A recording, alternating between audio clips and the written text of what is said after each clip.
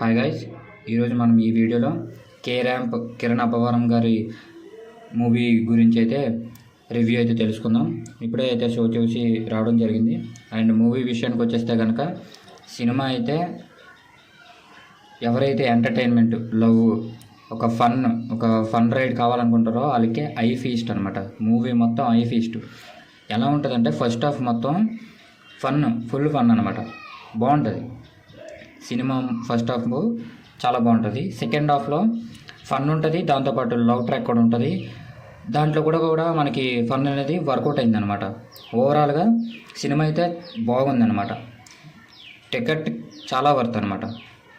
సింపుల్గా చెప్పాలంటే ఈ దివాళీ ఫెస్టివ్కి బెస్ట్ మూవీ కే ర్యాంప్ అనమాట. ఫస్ట్ సజెషను కే ర్యాంప్ అయితే చాలా బాగుంది, అందరూ చూడండి. అండ్ ఒక సీన్ ఉంటుంది, చాలా బాగుందన్నమాట. క్రియేటివిటీ అయితే చాలా బాగుంది.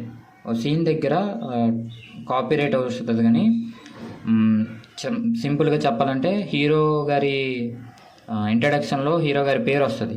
ఆ పేరు దగ్గర కూడా చాలా బాగుంది అనమాట, ఫ్రెష్గా. ఓకే, ఇలాగా చాలా సీన్స్ మనకి చాలా బాగున్నాయి. హీరో గారు చాలా బాగా యాక్ట్ చేశారు.